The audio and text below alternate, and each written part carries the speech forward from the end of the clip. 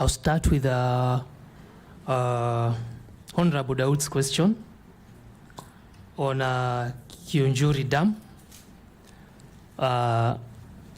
Honorable Daud, I appreciate your concern about dams in Meru. I also come from Meru. There are not many.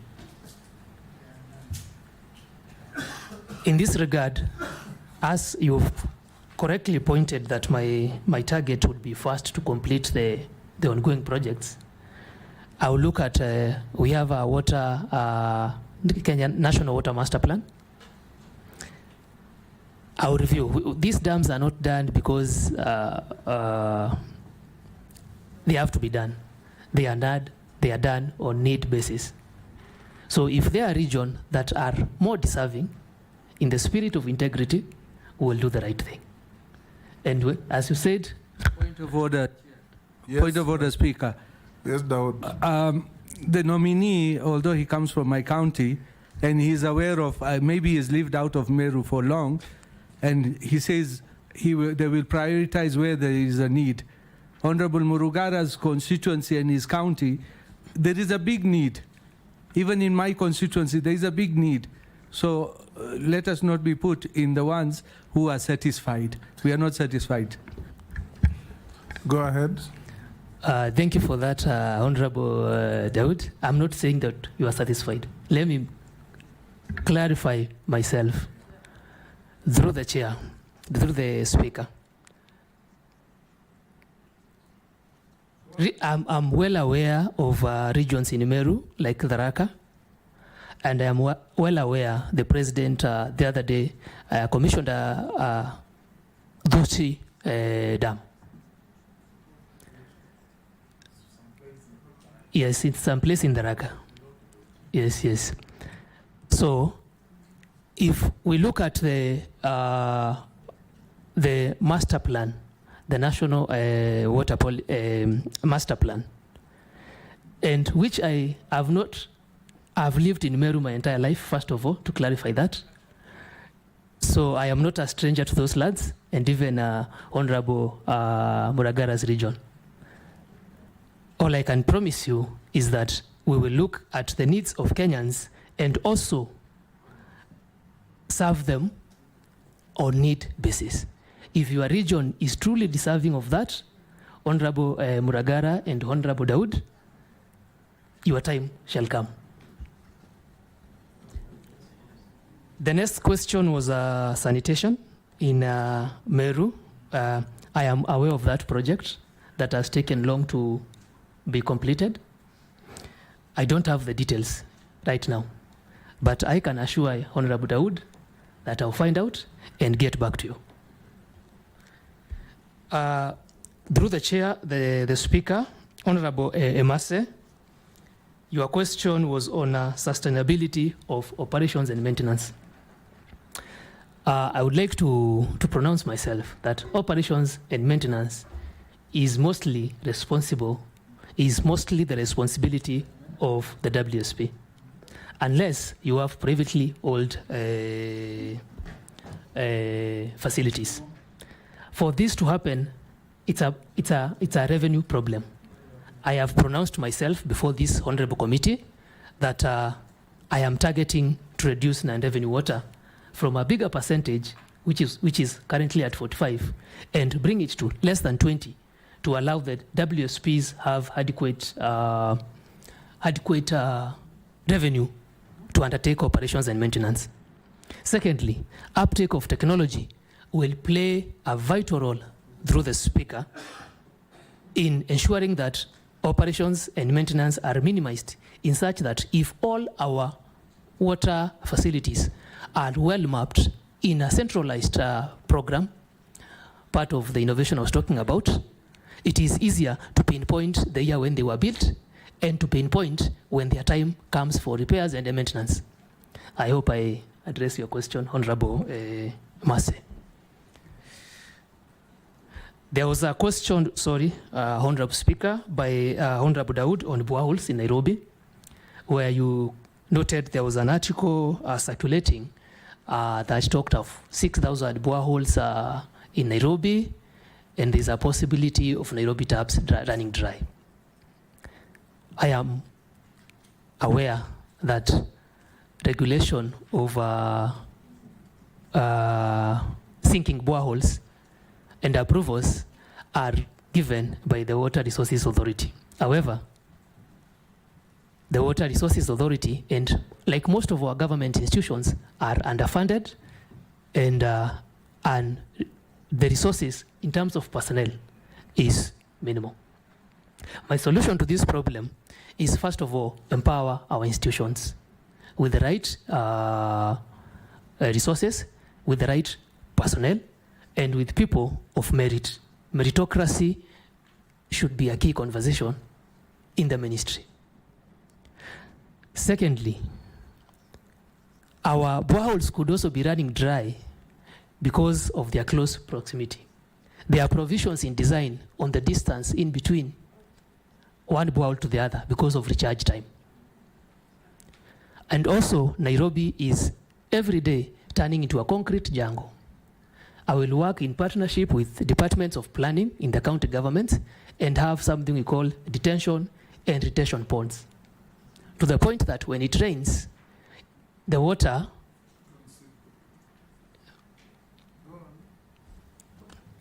okay. Go on. Okay, thank you, Honorable Speaker. I thought you were interjecting, sorry. Retention and detention pods are recharge areas for aquifers. You realize when it rains in Nairobi, our roofs direct the water to the drains. And the water flows very fast past at the river, and it's no gone. seepage. There's no seepage. So detention and detention dams are some of the ideas I would like to bring to the ministry, whereby, working in conjunction with county governments, we have parks specifically to hold that runoff. In fact, Eric, under Schedule 4 of the Constitution, you are empowered to formulate policy for the country for protection of water, securing sufficient residual water, hydraulic engineering, and the safety of dams. So you have a duty even to guide counties. What Dawood is saying is true. In Nairobi, boreholes some are even 50 meters apart, if even less, everywhere.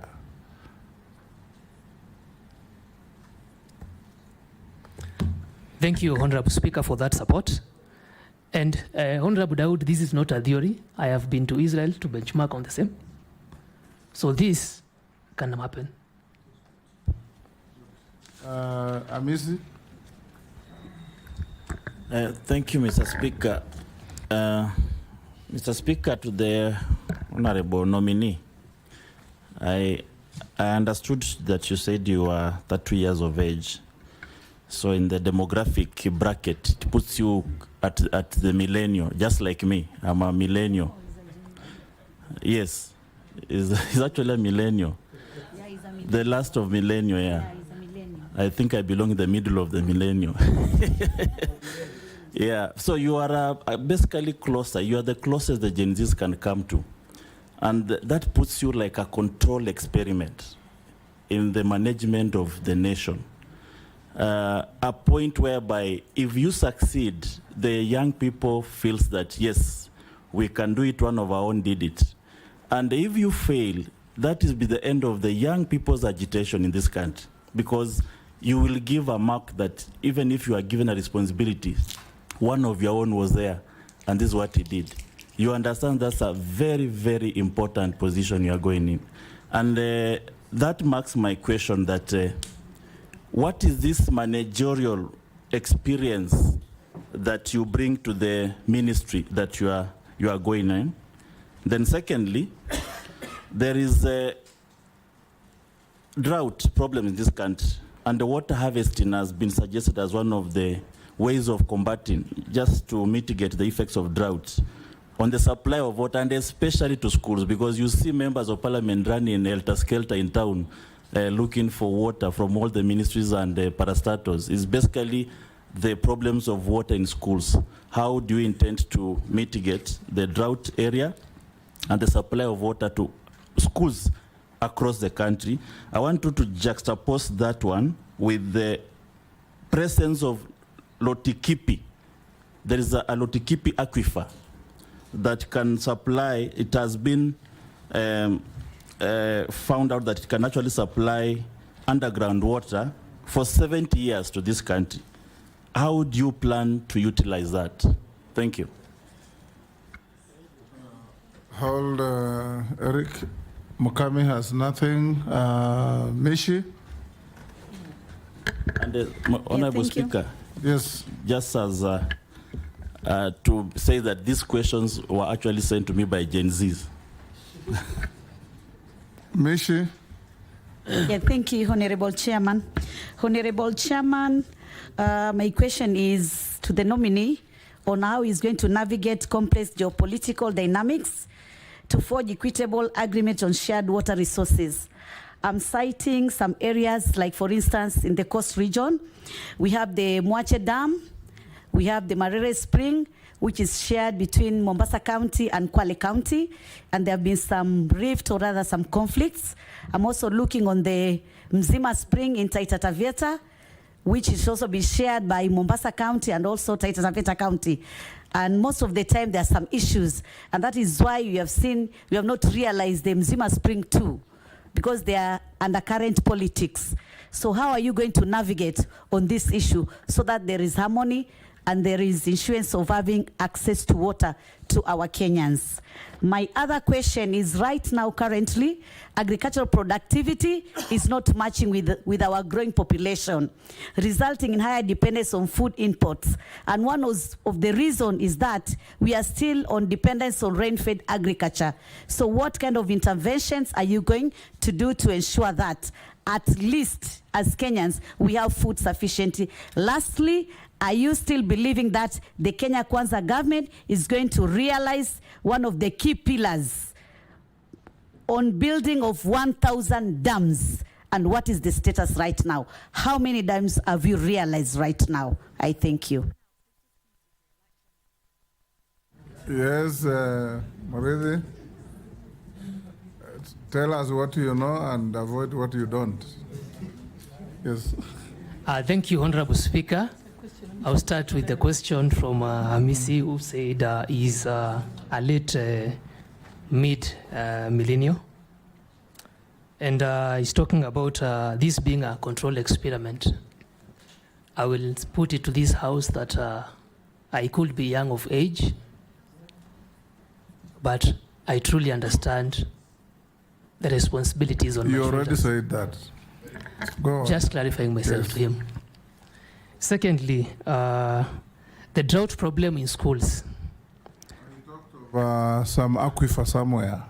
Is it the Turkana one? Two questions. The Lotikipi aquifer, that is the second question. The first question, Speaker, was the managerial experience that you've acquired elsewhere that you think will help you for the new assignment you have, and the supply of water to schools, of course. Okay. Okay. Honorable Speaker, I would like to respond to Honorable Hamisi's question on experience. First, I will cite that I'm vastly experienced on water and sanitation issues in the country. I have, as I said, I have worked as a team leader, design, etc. This experience does not mean that professionals in the ministry don't have it. I understand that the ministry is not short of professionals, and it is not short of policy. All I bring to the ministry, if approved by this House, is the ethos of the private sector of accountability, transparency, as people have rightfully asked for, and also I'm a wild consultative person, teamwork. I'm quick study, and I have worked at different stakeholders, down, as I said, from water service providers to water works development agencies. On the question of drought, I will submit to this House that it is unfortunate we have the same thing happening year in, year out. I would like to be a change to that if approved by this House, because I don't believe in active maintenance. I believe in proactive. If we know a certain school, say in Oloitoktok, has water shortage problems, it had it last year, but one, then we are supposed to learn as a ministry. Solution to this would include immediate solutions, would include, first of all, gutters, simple solutions. Before we quantum leap, we have to start from the basics. Install gutters in all our primary schools and provide them with tanks to start with. This is taking into account the fact that the population of schools, that water might not be enough. Then the next immediate solution would be, can these people have a borehole that serves the school and the community at large? And then the long-term problem solution, the medium-term solution would be within a region that experiences drought and water scarcity. Why don't we have a water pan and that water is shared among schools during dry periods? The long-term solution is what I talked of. Our only solution is having large storage dams. Right now, our water storage starts at about 103 meter cubic per capita. The target is to achieve above 1,000 meter cubic per capita in the long run. The presence of Lotikipi aquifer that you have mentioned of, I know, if approved by this house, the ministry has one of the ministry departments deals with groundwater.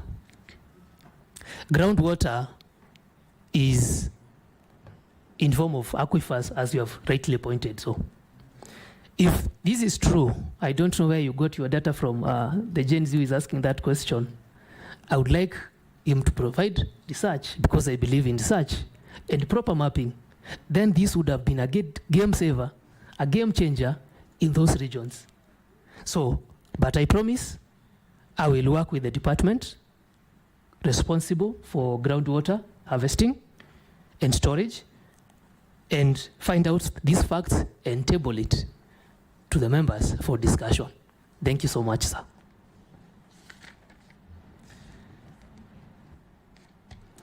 Honorable, if I may, Honorable Speaker, to respond to Mishi. Mishi, I will say I was part of the team that looked at the distribution network in Taita Taveta a while back, if you look at my CV. And I understand that these water resources are shared between counties within that region. Specifically, Mzima, that was not a bulk distribution network. We were more looking at the distribution network that actually reaches the people. I understand in the Water Act 2016, it is the mandate of the Cabinet Secretary under this docket I'm nominated for to ensure catchment and interbasin transfers are amicable. Kindly, if I get into office approved by this House, Honorable Mishi, I will ensure we have smooth sharing of resources, because all these resources belong to all peoples of Kenya. They could be in your county, but if there's a room for us to accommodate the other and provide water to another Kenyan somewhere else, but I'll get back to you with a proper written discussion on that.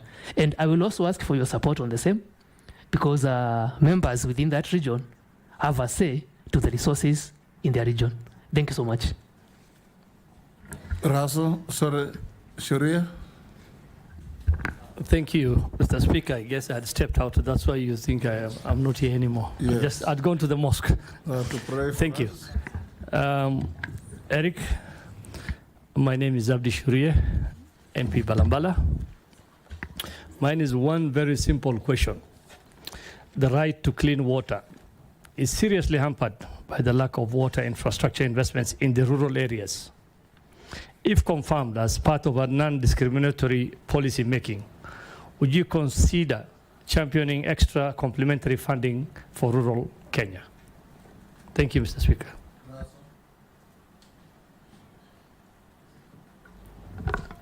Thank you very much, Honorable Speaker. Eric, my name is Dido Raso. I'm the MP for Saku. Saku is in Marsabit. Devolved function. As I walked in, you say water is a devolved function. If this House approves your nomination, you'll sit at the top, that you'll be the man in charge of water in this land. Then there's no water in Marsabit. Will it not disturb you? Secondly, you went for some training in Israel. It doesn't rain in Israel, and there's no flowing water. But the Israelis have piped water. And I think the only water that is evacuated to Israel is from the Nile, from the Egyptians. Egypt, there's no rain in Egypt, maybe once in a blue moon. They live on the Nile, and every household or every house constructed in Egypt actually experiences running water. So when you look at Igembe or even Marsabit, people still draw water from earth dams, or what in the old colloquial we call ponds.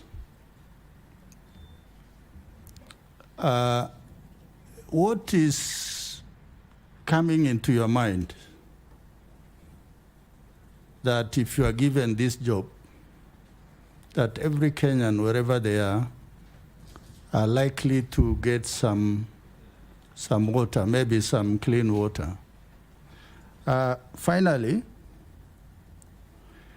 it is about Vision 2030. In Vision 2030, it is projected that Kenya will be a middle-income country with some industrialization, and every household will have some water. With budget cut, austerity measures, and also with the clamor that Kenyans should not pay taxes. What is it that is coming into your mind, that how will you be able to navigate that issue of water, because water is life? Thank you, Honorable Speaker. Let's take the last one, Eric Mule. Thank you very much, Speaker. Thank you very much, Eric, the nominee. I've seen your CV impressive at an early age. Eric, being a young engineer and worked in the industry, I know you have been working under the master plan, the National Water Master Plan of 2013, which should be guiding the country. 11 years down the line, Kenyans are yearning for clean water, and they're also yearning for water for irrigation. If you are approved as a member of the cabinet, I want to hear from you. Are you comfortable with the existing master plan?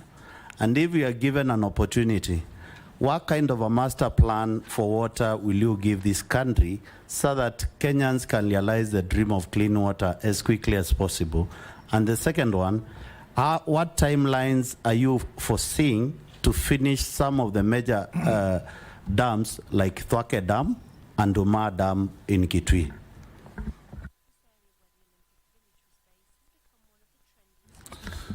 Answer those from Shurie, Raso, and Honorable Mulde. Thank you, Honorable Speaker. I would like to start with a question from Abdi Sharil on water infrastructure in rural areas. And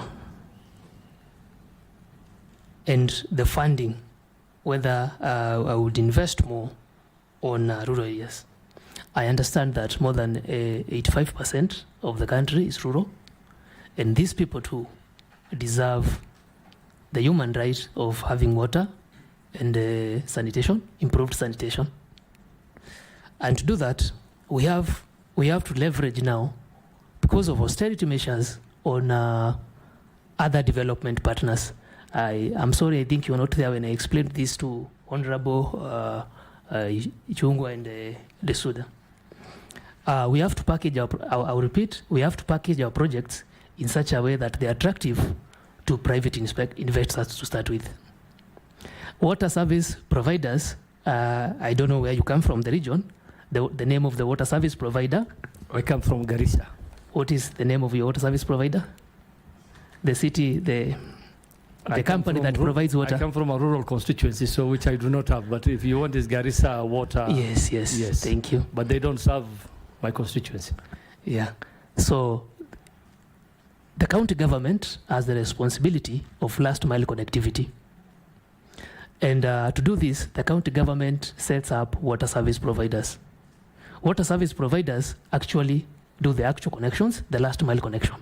So if you're not covered, I can work in synergy with your county government and understand why the water service provider does not cover your region. Secondly, on funding, those water service providers don't actually, so most of them don't break even in matters billing and the expenses O&M, operations and maintenance.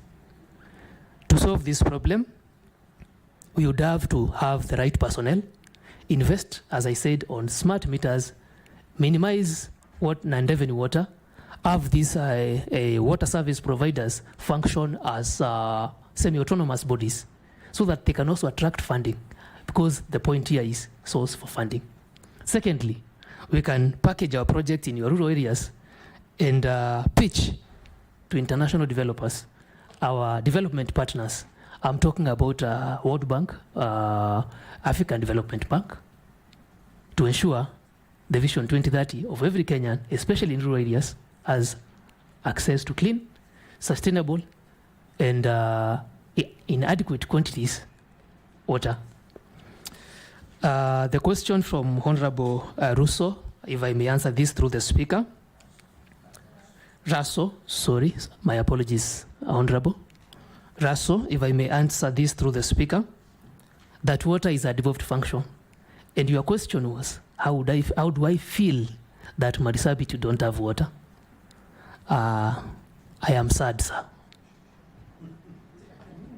To be honest, I am sad. As you said, that is how I feel. And it is very unfortunate to the people of Marsabit. I will tie this to the question on Israel. Israel is their available water resources, renewable water resources, they are not as endowed as we are as a country. It is unfortunate that 84% of our renewable water resources, Honorable Speaker, go to the ocean. When it rains, we have seen the devastating, the havoc caused by that water, loss of human life in regions just below your area. And that water is supposed to be, is God-given gift for us to be self-sustainable. To solve that problem, the immediate solution is what I talked about, water pans that are relatively inexpensive. But the long-term solution to that problem are the 100 PPP dams that we are trying to discuss, so that once it rains, we impound that water, have pipe networks to your people of Marsabit, and also enable them. I know Marsabit, some areas are irrigable, and some other areas are really fertile for agriculture. They can do double irrigation without depending on rain-fed agriculture, solving our climate resilience and drought resilience at the same time. So it's a matter of funding. Question from Vision 2030. There was a question on Vision 2030 and austerity of measures and funding. I think I've covered that well. I answered your question on the water problems in Marsabit and long-term solutions. Honorable Mule, there was a question on I've worked with master plans for more than 11 years. as you've said, rightly pointed out, that I will clarify myself. This is my position. What a master plan is a blueprint. It is but a guide. It is not cast on stone. And there are always rooms for adjustments, improvements, and better. Because as we are embracing technology... Point of order, Speaker, probably I need to I'm referring to the National Master Plan for Water, the Kenya National Master Plan, which was developed in 2013 with the help of JICA, which gives Kenya the way forward on how to manage, give Kenyans water, supply water. It has been in place for the last 11 years. Is it working? Because you have been on the field. If it is not working, if you are given an opportunity by this committee and approved, are you comfortable with our master plan, or you'll need to go back to the drawing board and come up with a master plan which can help? And my second question was, what are the plans for major dams like Thwake, Umar Dam? Okay, if you know about them, answer. I want to respond on You are not a minister yet. Yeah, I know on the situation of the Kenya Water Master Plan. I've worked with it. The problem is not the master plan. The problem is the funding. And I've discussed that, Honorable Mule, through the Speaker, that the master plans are okay. The main challenge in this country is funding. So if the master plan is not working, it means we are not implementing it as it should be because of inadequate resources. Your second question on Thwake and Uma dams. Sir, I know these dams are ongoing, but I'm not already, the House has not approved me to be a CS. I'm still a nominee. But if the House approves me, I can give you a status and exactly what is happening in writing. Thank you. Naisula, This is the very last. the very last. And one. I really wanted to say this and to ask the nominee, the issue of equity in water resource in this country. It is in public domain, and many of these members know that when a CS or a PS, there have been allegations that when a CS or a PS sits there, they allocate water resources to the regions that they come from. And also we have even seen there were allegations where a CS and a PS were fighting over projects, firing people, moving projects. I want to know how you will ensure there is equity in every part of this country, regardless of how they vote, regardless of where people are, to make sure that water is available in every part of this country. Yes, go on, Eric. Whether you'll be CS of Kenya or Igembe. Thank you, Honorable Speaker. If I may respond to Honorable Lisuda, if you ask out there, people who have worked with me, they know my stand on integrity and honesty. I know it's out there. Kenyans will tell you. And I've responded to the same question to Honorable Murugara and Honorable Daoud. When pressed on the question of whether I will allocate them dams. They were very excited that you will be taking water to their region. No, I said we will follow protocol. Yes. Okay. Thank you. Murithi, Yes, sir. let me ask you something. You said you graduated in the year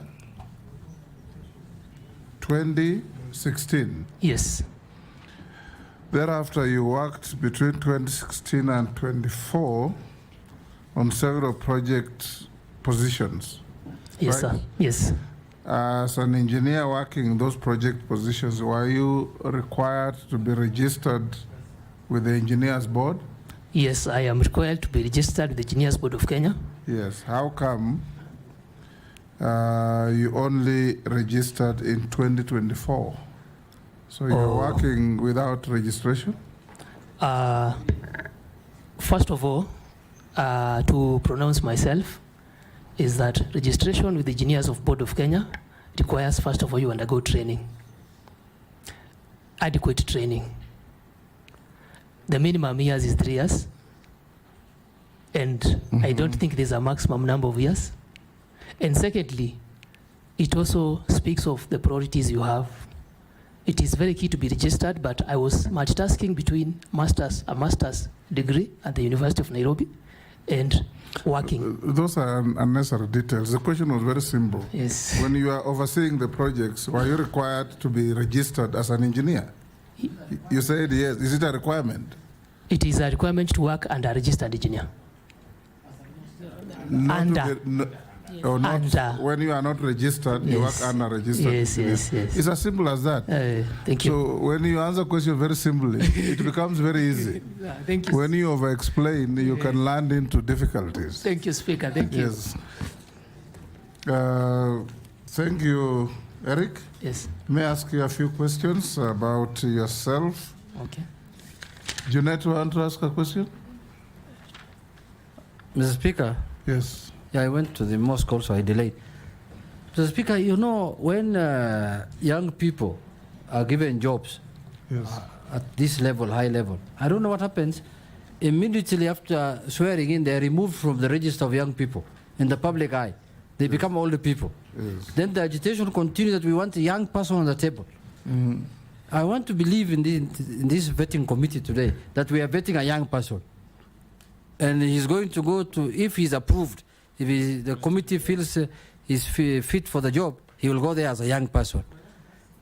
Yeah, no, I have come to experience that we have vetted a young person who was given a job, and then when he took up the job, he became an older person. But when we were vetting him, he was a young man or a young lady. I remember very well. So I'm talking out of experience. So I think he will go there with the mindset and the belief of a young person, and the young people also will see one of them in that table as a young person. That's my comment, Mr. Speaker. But the other thing, he is from the one region of the country. Igembe South. Yeah, yeah, but in a region. I hope there's somebody who I saw in the news saying that now that region is happy. I hope he was not talking about you, that you are going to serve all Kenyans. You're going to serve all Kenyans. We have dealt with that already. And Eric, when you find favor and you get approved by the committee and you become a CS, you are not a CS because you are a young person. You are a CS because you are a competent Kenyan, Thank you. capable of discharging the responsibility of the office of CS, and you must serve Kenyans of all ages, the young, the middle-aged, the old, the very old, without fear or favor. Thank you, Honorable Speaker. Yes. Yes. And they don't only look at the mountain. Look at the plains, look at the valleys, the asals. Yes, look at the whole country. Because in this country, water is a source of major conflicts between herders and farmers, farmers and farmers, and many people.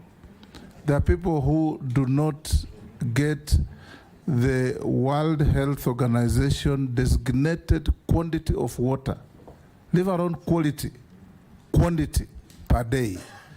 And it's going to be upon you to assist this country for the period you will serve as minister, if you are approved, to ensure all that you have been told here. Mzima Springs, they want water to go to Mombasa. Everywhere people want water. There is something called the Nile Treaty, which is always an elephant in the room for us. 75% of the waters of Lake Victoria come from Kenya. And that water exits through the Nile to Egypt. Yet if you looked at the 1902 Nile Treaty between Egypt, Sudan, and the British, They say the waters of the Nile shall only be used 85% for Egypt, 10% for Sudan, and 5% for evaporation. They didn't even care about the source of the water. The treaty has been amended twice, but is still on the table and causing a rumpus between Ethiopia and Egypt. And Kenya, that feeds the Nile, is also an interested party.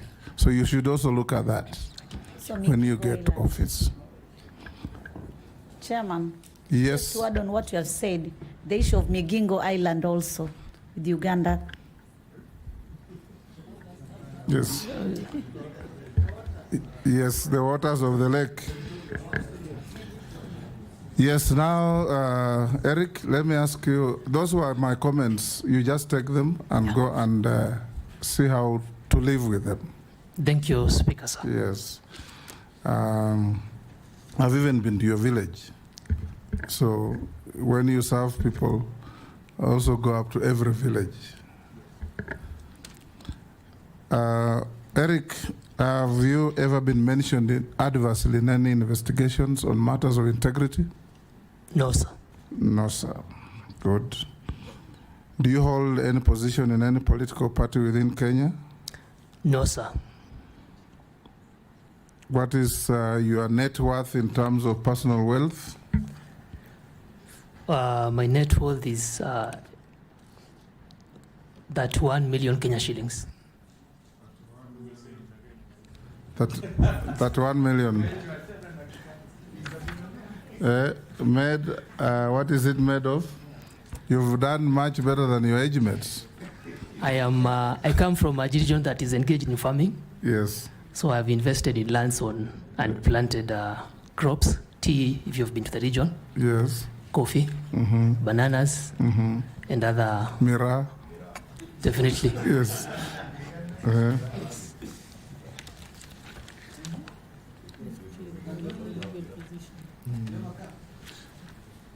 Okay, Eric, thank you very much. We'll yes. I was asking whether he has a car. Do you own a car? No. I have chosen to invest instead of buying a car to start with. Yes. If you are approved and appointed, and you get into the office, and tomorrow a major contractor in the water sector comes and offers you a car, will you take it? No. Mr. Speaker. Yes.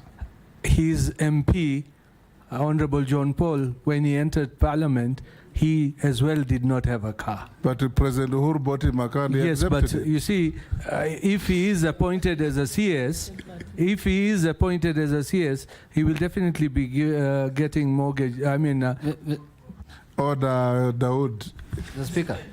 There is no member of this committee who has a duty to defend a nominee. We're just asking him questions. They are not meant to trick him in any situation. The Speaker. Yes. Now that the nominee has said he doesn't have a car, and he has never owned one, I wanted to know what is his dream car? Which one are you looking? What's your dream? Which one are you dreaming that one day? Which one? Eric, don't answer that. Honorable Speaker, and I will need your protection in future. Yes, don't answer that. Did he answer your question? Yes, If no, he was didn't. offered a car by a contractor in the water sector. He said no. Okay.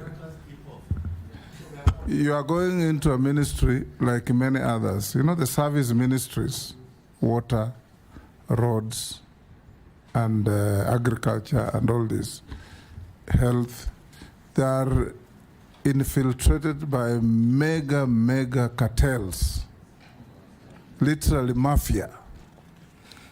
And you must, as a young person, resist their approaches to you and fight them out of the ministry so that you run a clean ministry to help Kenyans. Thank you. Eric, we are done with you. We have looked at your papers against what we have. We find them okay. There was no memorandum from the public against you. We now release you to go back to your other engagements and wait to hear your fate from this committee at a later stage. Thank you, Speaker, and thank you, honorable members, for the engagement. I appreciate comments from all of you. And also, I would like to thank Kenyans who have been sending me messages of goodwill. And I hope that this committee rules in my favor. Have a good day, ladies and gentlemen. Thank you.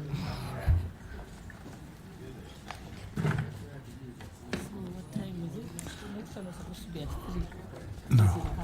Honorable members, I saw John Paul in the gallery.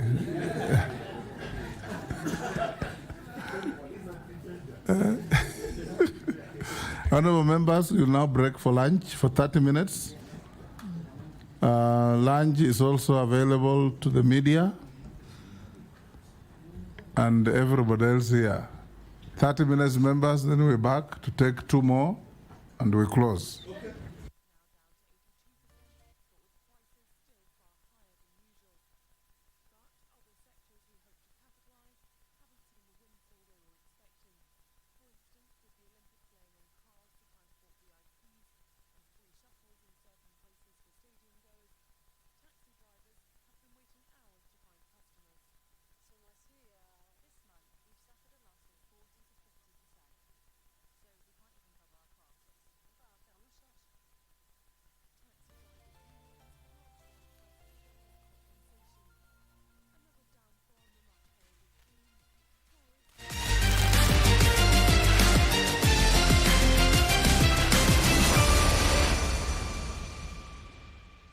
Faith Kipyegon is a lady on a mission as she returns to her favorite hunting ground, Pahi.